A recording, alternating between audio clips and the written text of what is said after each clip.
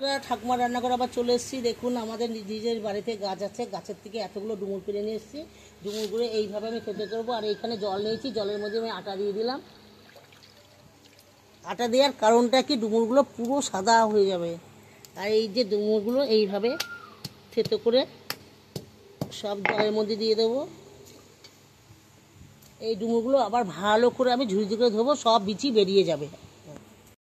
দেখো বন্ধুরা, ডুমুরগুলো সব ধুয়ে ভালো করে পরিষ্কার করে নিয়েছি। এখন ডুমুরগুলো আমি সিদ্ধ বসাচ্ছি। এর মধ্যে জল দিয়ে দিলাম, নুন দিয়ে দিলাম, একটা হলুদ দিয়ে আর প্রেসার কুকারে সিদ্ধ বসিয়ে দিচ্ছি। ডুমুরটা সিদ্ধ হতে হতে আমি এইগুলো মিক্সি করে নিই। এখানে অল্প কটা কাজু, কটা কাঁচা আর কি পাকা লঙ্কা, আদা আর কয়টা এগুলো সব আর কটা মগজদানা দিয়েছি। দিয়ে আমি এইগুলো এই সব মশলাগুলো মিক্সি করে এনেছি। আর এদিকে আমার প্রেসার কুকারে কড়াই বসিয়ে দিলাম।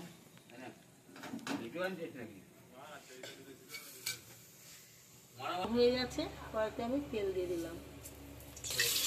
হয়ে গেছে, আলুগুলো দিয়ে দিচ্ছি। আলুগুলো একটু নেড়ে চেড়ে ভেজে নেবো। হয়ে গেছে, আলু তুলে নিচ্ছি। ভাজাগুলো তুলে নিয়েছি। আর একটু তেল দিয়ে দিচ্ছি। তেল গরম হয়ে গেছে, দুটো তেজপাতা, দুটো শুকনো লঙ্কা তুলে দিয়ে দিচ্ছি। আর 5 ফোড়ন দিয়ে দিলাম। এটা পুড়ে গেছে, আমি মিক্সি করা মশলা দিয়ে দিচ্ছি। একটু কষা হয়ে এসছে। এবার মশলার মধ্যে আমি এখানে একটু কাশ্মীর লঙ্কা গুঁড়ো, নুন, ডুমুর সিদ্ধ দেওয়া আছে, একটু নুন, হলুদ এক চামচি আর দিয়ে দেবো আমি দিয়ে দিলাম। দিয়ে আর কষে নেবো। আমি একটু চিনি বেশি করে দিলাম, আজকে নিরামিষ রান্না করছি তো, মিষ্টি না দিলে ভালো লাগে না। ভাজা আলুগুলো, মশলাটা ভাজা হয়ে গেছে, ভাজা আলুগুলো দিয়ে দিচ্ছি। সিদ্ধগুলো দিয়ে দিচ্ছি। আলু আর ডুমুর দিয়ে কষা হয়ে গেছে। এবার আমি একটু জল দিয়ে দেবো। এবার থেকে 8 মিনিট চাপা দিয়ে রাখবো সিদ্ধ হওয়ার জন্য। চাপাটা খুলছি।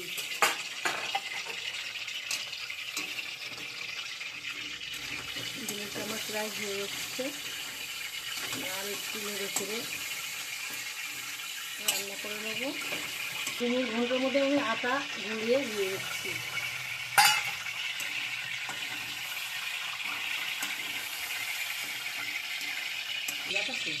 এবার 2 চামচ মতন আমি ঘি দিয়ে দিচ্ছি।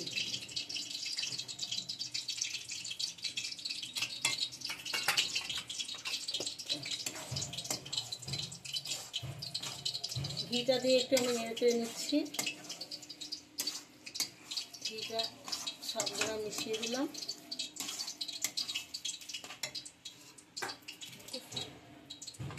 এবার আমি একটু গরম মশলা দিয়ে দিচ্ছি, 1 চামচের মতন।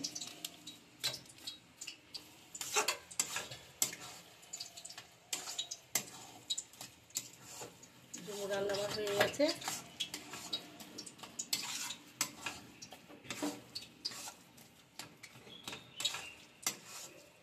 বন্ধ করো। নিরামিষ ডুমুর ঘন্ট আমার রান্না হয়ে গেছে। এবার আমি নামিয়ে নিচ্ছি।